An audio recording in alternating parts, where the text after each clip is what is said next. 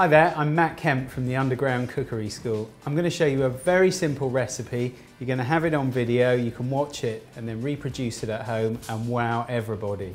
Hi there, I'm going to show you how to make a broccoli quiche. So the first thing is I want to prep the tin. You can use baking parchment, but in this particular example I'm just going to show you how to prep the tin without.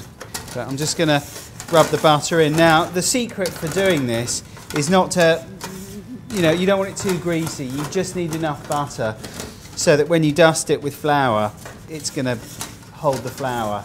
So that's probably about as much butter as you need. Right, what we're going to do now is just knock this around. In fact, I've got a knife to hand, so let's use that. And just go all the way around like that. So there is your prepped tin, the pastry. And I'm going to grate the pastry into the tin.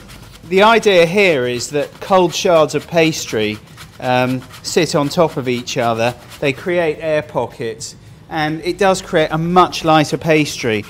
I'll take a bit of cling film and with that I'm just going to press the pastry down. And the reason I'm doing that is because I don't want to put too much heat into the pastry with my hands. The reason being, the colder it is, the more responsive it is when it comes to baking. Now, if I put the cling film around like that, as you can see, you're going to get a nice casing all the way around. So I'm just going to finish this job off, and when you come back, you'll see the perfectly finished pastry case.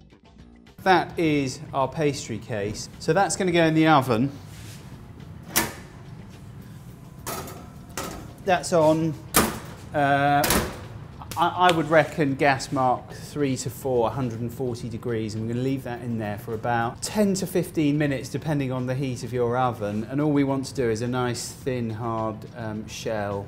Well, the pastry case has been in the oven for 15 minutes thereabouts, so we'll take it out.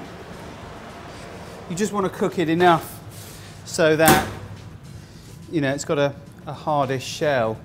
And we're now going to line it with our broccoli florets. Now these have been cooked, so all we did is we blanched them in, basically boiled them. We want everyone to get a nice piece of broccoli. I'm going to put some cheese in there. It's just an added extra. You don't need to do that unless you want to. And the sort of custard, because that's what it is very much down to you. I always use egg yolks and maybe 1 or 2 whole eggs just to bring it back to a sort of slightly more even consistency, but I like the egginess of it. Some people don't, in which case use less eggs and more cream. I don't like cream, so I don't actually put cream in mine, but it's just a question of taste.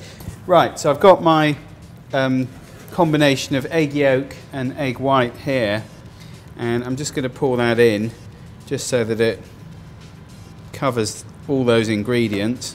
That's going to go in the oven, and I reckon about 25 minutes now on about 140 degrees. There we go. See you in a minute. Right, the quiche is now coming out the oven. What I said earlier on was that it would souffle a little bit, which it's done.